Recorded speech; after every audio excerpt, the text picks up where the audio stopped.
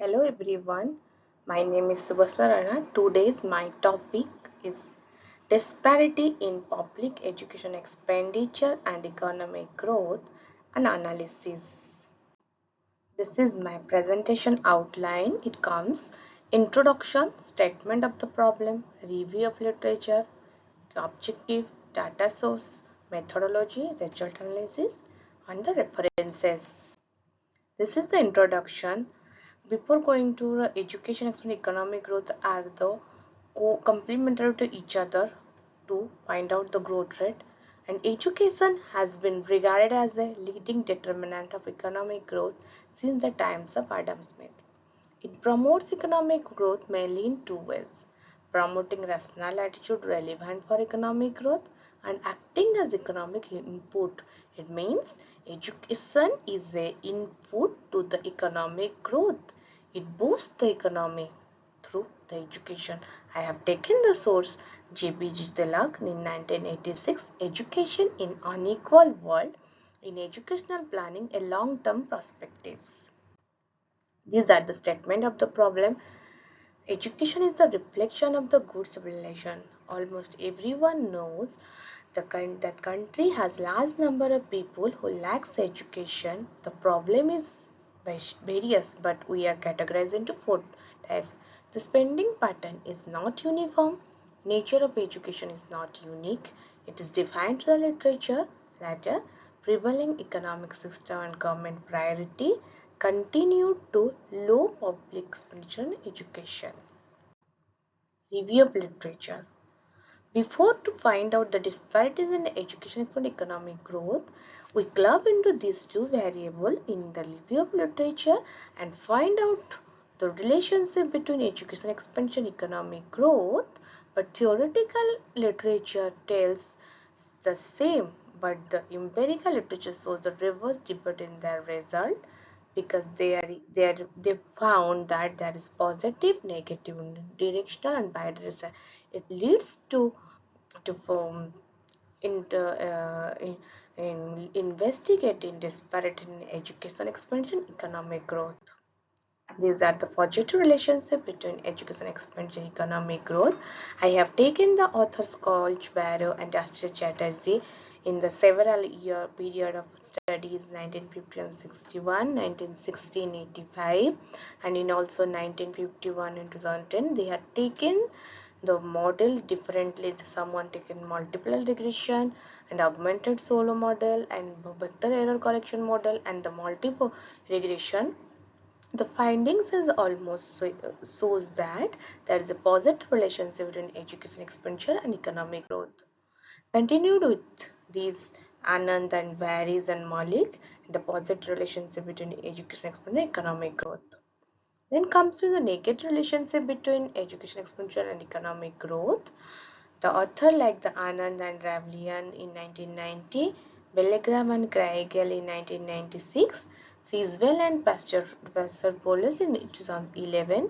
He has taken the period in 1965 to 69, 1992 to 93, in 1971 to 2007, and taking the model of time series data and multiple regression model and grandeur causality and simultaneous equation technique by using the cross-section data.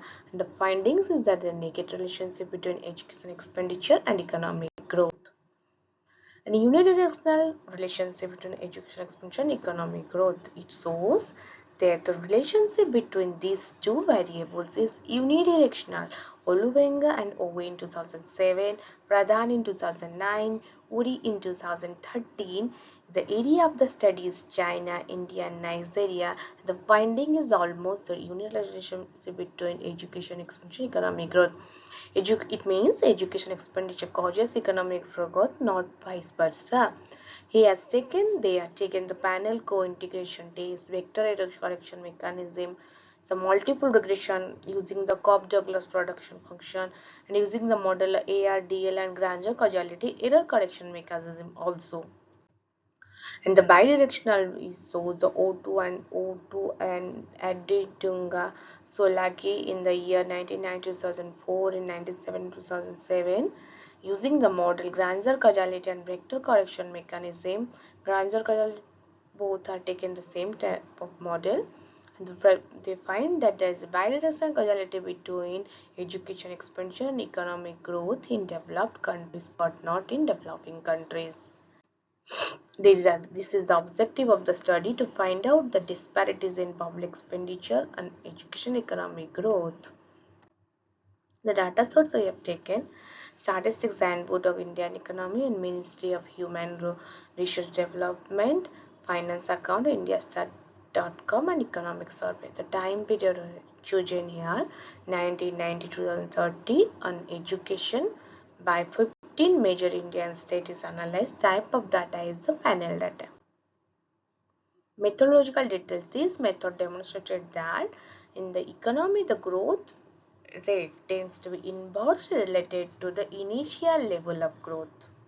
Initially, the growth rate is inversely related to the actual growth rate, where the speed of convergence is measured by beta. Hence, a negative value of beta indicates convergence. Otherwise, it is divergence. If the value is positive, the but the absolute value of beta shows the intensity with which the convergence takes place. The following panel data model will be used to estimate the disparities, that is beta convergence coefficient. I have taken two equation with reference to education expenditure and economic growth. We have taken the GSDP data. This is the absolute beta convergence panel regression in case of GDP data, and find that negative coefficient of negative coefficient in minus 8.0.66177. It shows significantly negative, and in result 2 in education expenditure it is also negative. The absolute value is negative. Analysis is that it is observed that the divergent growth performance of developed and backward region has been widening of regional disparity in the country in terms of per capita income, and in terms of education expenditure it is reducing in case of backward region. So we can go for the next analysis between two variables. These are the references I have taken for my analysis. Thank you.